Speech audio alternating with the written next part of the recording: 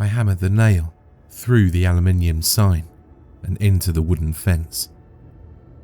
I then took a step back and briefly admired my work. Hope this keeps those damn kids away, I thought to myself, as I turned towards the short dirt road that led back to my house. As I wearily trudged along the path, I raised my head towards the sky. The stars were beginning to twinkle as the last few rays of sunlight shone over the horizon. The moon was high in the sky and nearly full. It was a beautiful night. I stepped onto my front porch and quickly wiped my shoes on the doormat before heading inside. It had been an exhausting week. Work was becoming more demanding than ever, and kids constantly harassing me at night was preventing me from sleeping well. Though, I guess I can't really blame them. It was the kind of mischief that I loved to get into as a teenager. Lurking around haunted houses, making dares with my friends. They were just having some fun. You see, my house is haunted. At least, that's the rumour going around the local high schools. I moved in about 3 months ago. I'd been looking for a reasonably priced house for quite some time. My old apartment was cramped and run down, and the landlord was a complete idiot. After I got a significant promotion at work, I figured it was time to take out a mortgage and settle down in a real home. I browsed online ads for months, searching for a place I could afford. Most upscale houses in the suburbs were too expensive. Besides, those kind of houses are for families. Swimming pools, basketball hoops, block parties. That stuff wasn't for me. I'm a reserved person. Then, just by chance, I saw an ad for this house. It was old, but in good condition and extremely spacious.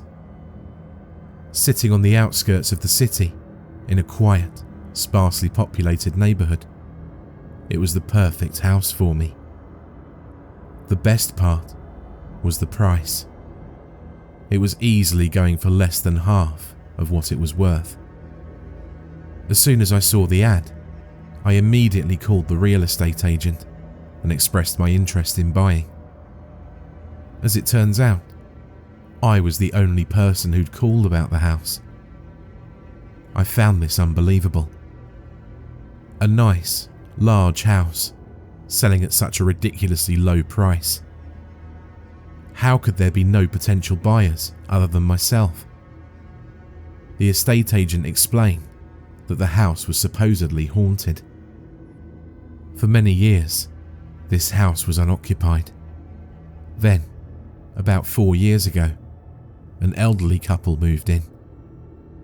All was fine for a while, until a year ago when the couple vanished, never to be seen again. A short police investigation was mounted, but because the couple was so quiet and reserved and had few acquaintances, there was very little for the police to work with. After the investigation came up cold for about a month, it was called off and the house was put up for sale. In fact, as the estate agent explained, the entire neighbourhood was known for being a somewhat creepy, uncomfortable area. Not many people were living to live there. None of this information deterred me. I don't believe in ghosts or haunted houses. I believe in getting the best price possible for what I pay for, and I couldn't pass up a deal like this. After just the first week of occupancy in my new home, I discovered the downsides to living in a haunted house. Of course, there were many rumours floating around about what had happened to the old owners. They were Russian spies, called back to the motherland after many years of service. No, they were devil worshippers, both of whom committed ritualistic horrors, which was then covered up by members of their cult. The rumours had gotten more and more ridiculous as time went by. But the rumour that seemed most popular with the young folk was that the house was haunted, and the elderly couple had been killed by vengeful spirits of the dead. After all, who doesn't love a good haunted house story? And thus began the incessant harassment at the hands of teenagers. Several times a week, I'd see them hanging around my house, snapping photos, daring each other to hop the fence onto my property. They'd undoubtedly been doing this since I moved in, but now the house was occupied, they were more wary of trespassing. Even if they were being more careful about it, kids hopping my fence, running about my front lawn and banging on my door started to become a regular occurrence. One time, a kid actually entered my house. I'd just gone to sleep in my bedroom on the second floor when I heard him. I must have forgotten to lock the front door that night. He came in quite loudly, not even trying to be inconspicuous. He ran straight through the first floor and crashed out the back door, laughing as he did so. No doubt his friends had dared him to sprint through the haunted house. As I watched him run away through my window, I yelled that I'd call the cops if they did that again. My outburst only seemed to make him laugh harder. The worst incident, though, was when they harassed my gardener. He was an older gentleman, at least 60 years of age, and his back was very bent, no doubt from years of gardening work. He lived in a small house about 100 yards from mine. He was the gardener for most of the neighbourhood, and although I didn't really need anyone to garden my house, I kept him on anyways. I could tell he needed the business. The stupid kids had gone and thrown a smoke bomb through his window at night. I could hear him coughing and hacking from my house. I raced over there and flung the door open. I went in and helped him outside onto his porch, where he continued to cough for another half hour. I wanted to call an ambulance for him, but he insisted that he was all right. That was the last straw. The next day, I purchased a no trespassing sign on my way home from work and nailed it to my front yard fence. Before putting the sign up, I scrawled on it in black marker, "If I see any of you again, I will call the cops." Fortunately, the sign was effective. At first, they didn't go away entirely, although there were no more incidents of intruders in my house or harassment of my gardener. I couldn't tell if it was my threat of calling the police, the sign itself, or both that kept them away. But I was glad that the level of harassment seemed to be diminishing. Eventually, I stopped seeing them altogether. Perhaps hanging around a haunted house had lost its appeal when faced with possible incarceration. Over the next few months, my life was completely normal. I was able to sleep much better thanks to not having to deal with annoying teenagers. My performance at work improved because I was better rested. Soon, however, strange incidents began occurring. One night, I was sitting on my living room couch, watching TV, when the lamp next to the television fell over. I suppose "fell over" is too light a phrase to describe this incident. It was actually smashed against the wall behind my TV. The lamp was short and had a large base. I saw no way where it could somehow lose balance. It had struck the wall with such force that a piece of the plaster had been chipped off, leaving a dent in the wall.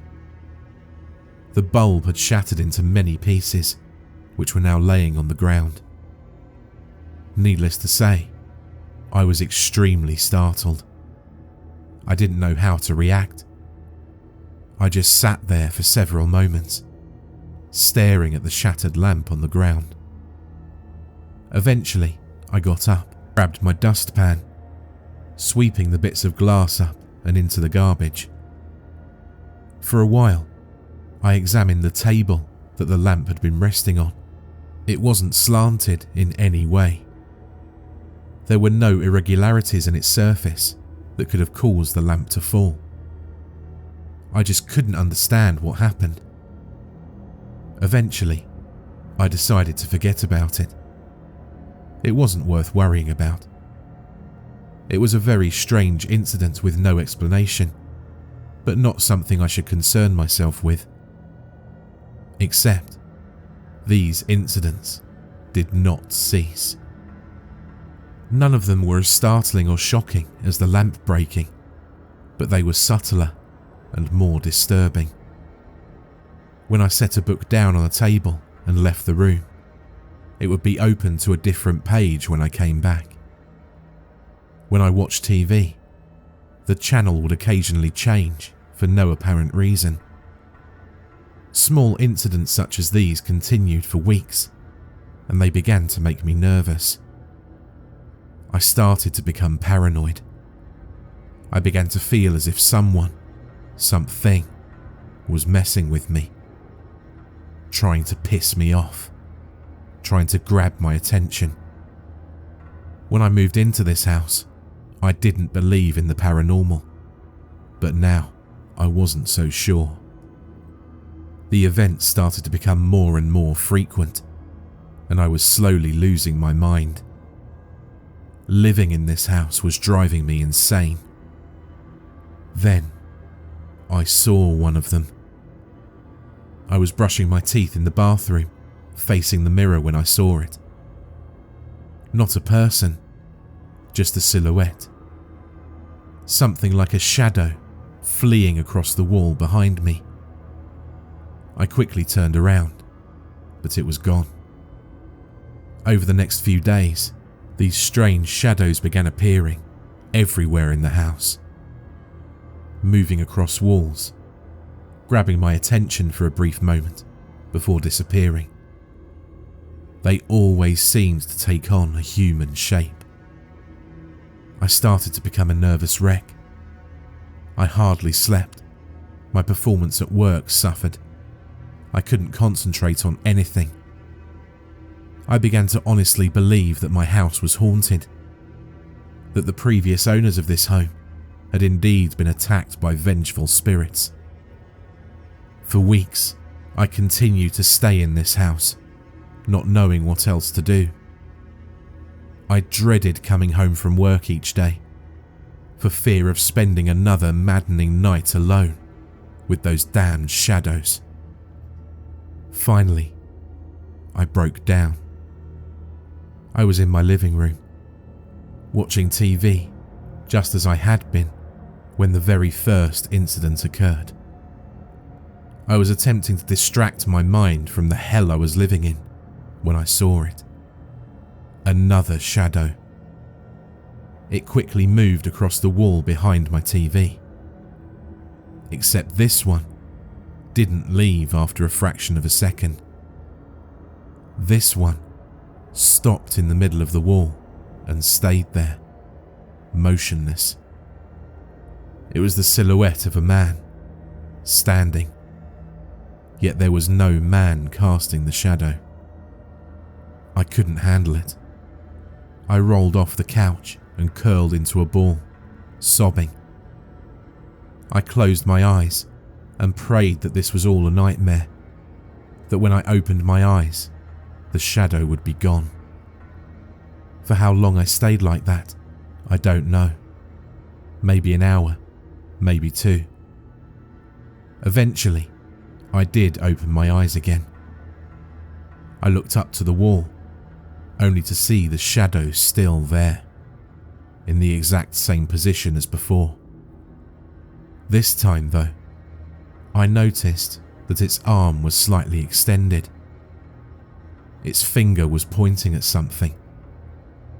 I followed the line from its finger to a dent in the wall the dent that was caused by a lamp crashing into it. For some reason, I was no longer afraid of the shadow. I now felt it was simply trying to tell me something, to communicate with me. I scrambled over to the wall and closely examined the dent. There was nothing remarkable about it. A piece of the plaster had been chipped away, nothing more. What was so important about this dent, about this wall? I lifted the TV off the table and set it on the floor. I then moved the table away from the wall and got down on my hands and knees. I examined every part of the wall, closely searching for any strange features, for anything that could help explain why there was a ghost on my wall. After a few minutes, I gave up. I could find nothing special, nothing noteworthy. It was just an ordinary wall. I was about to stand up when I noticed it. A faint line, a very faint line on the edge of the wall. I crawled over to it. The edge of the wall was just slightly dirtier. It had a slightly darker hue to it than the rest of the wall. There was a distinct line where this difference occurred. I followed the line around the entire wall. It encompassed the whole thing. Someone, at some point, had replastered the wall.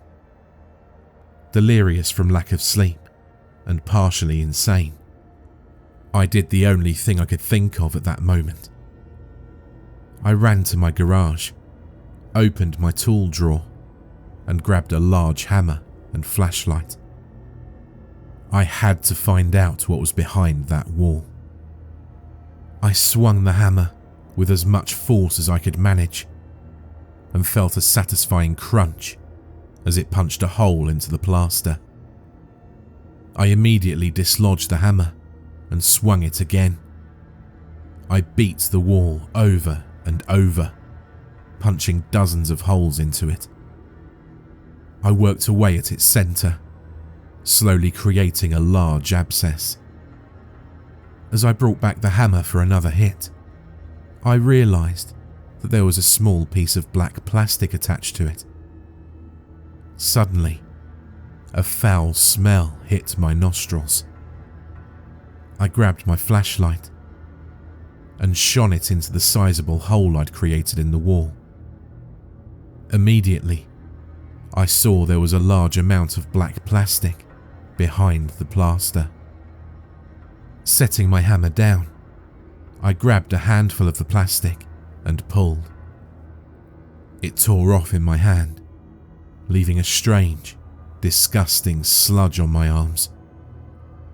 The foul smell grew worse. Suddenly, the plastic in the wall briefly moved, and a dark object fell out of the tear that I'd created in the plastic. I bent down and picked it up. It was covered in the black sludge and smelled absolutely disgusting. I wiped it off to reveal a white surface. As soon as I realised what it was, I flung it as far across the room as I could. It was a bone, a human bone. A terrible realisation dawned on me. I'd just found the previous owners of this house. They were here the whole time. They were here with me as I watched television, as I ate, as I slept. They'd never left. I stood there, too stunned to move. I was in shock. My mind didn't know how to process this information. Eventually, I managed to move over to the sink to wash my hands of this decomposing material. As I finished washing myself, my senses suddenly came back to me. I had to call the police. A murder had taken place in this house. Whoever did it was in all likelihood still out there. I rushed to the kitchen and grabbed my phone. I picked it up and began to furiously punch the keypad. 911. As I moved my thumb over the call button, I suddenly stopped. For a moment, I didn't move. Then my hand slowly slackened, and I released my hold on the phone. It crashed onto the ground, shattering the screen. I was staring at my kitchen wall. At the very edge of the wall was a faint line. A faint line that separated old plaster from new. The same kind of line that was on the wall behind the TV. In a state of hysteria, I sprinted out of the kitchen. I ran around my house, sobbing loudly. I examined every wall in the house, and every single wall had been replastered. Panicking, I ran back into the living room and grabbed my hammer. Expending all of the energy I had, I hammered away. I hammered at the walls for hours. Each time I came to a new wall, I prayed that I would find nothing behind it. Yet each time I struck the hammer into it, I found the same black, sludge-filled plastic that I'd found behind my TV set. My house was a graveyard. Dozens of bodies, rotting corpses, all neatly wrapped in plastic and packed into the walls, all in various states of decay. My mind finally snapped. I screamed at the top of my lungs. I screamed for hours until my vocal cords couldn't make a sound. Eventually, I collapsed onto my couch and laid there, sobbing. After some time, as I laid weeping on my couch, I heard a noise. A very faint creaking sound, as though a door was being slowly opened. I wiped my eyes and raised my head. In the front doorway stood the gardener. He had a smug smile on his face, as if he'd just finished telling a hilarious joke to a laughing crowd. He stepped into my house and closed the front door, locking it behind him. "Oh my, look at this mess you've made. It takes me hours to plaster each wall. Why did you have to go and tear them all down?" In his hands, he carried a tool bag. From where I was on the couch, I could see it contained several bottles of fresh wall plaster, a metal plaster spreader, rolls of black plastic, and a large knife. He set the bag on the floor, bent down, and withdrew the knife. He straightened his back, and for the first time, I could see how tall he actually was. Despite his apparent old age, his muscles were large and well-toned from years of manual labour. "I'm a very careful man. For 40 years, I have not been caught." He nodded towards the original wall that I'd hammered apart.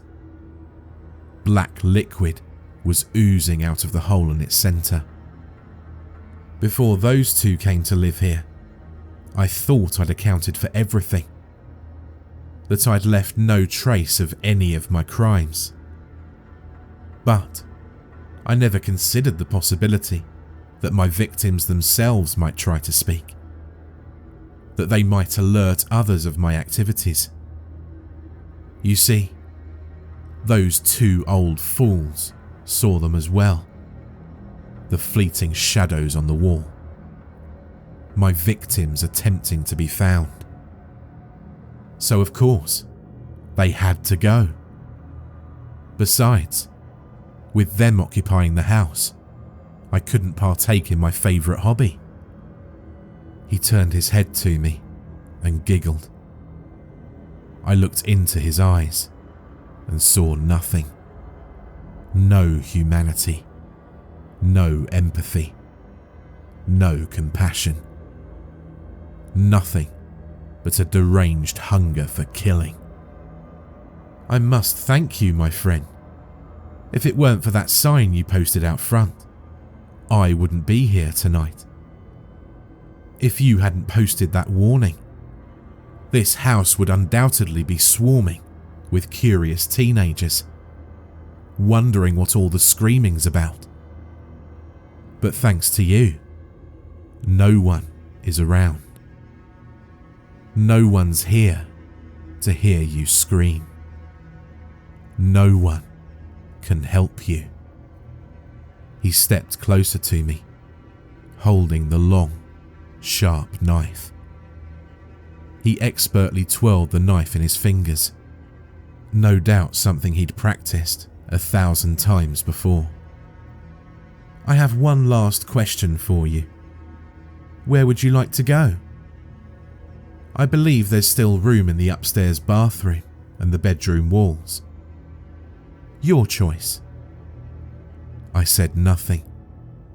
I was incapable of speaking. He shrugged. Well, I guess I'll have to choose for you.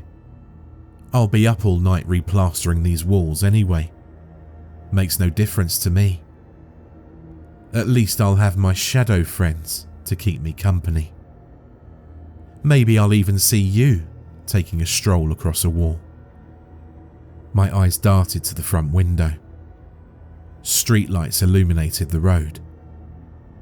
I was desperately searching for someone, anyone who could help me.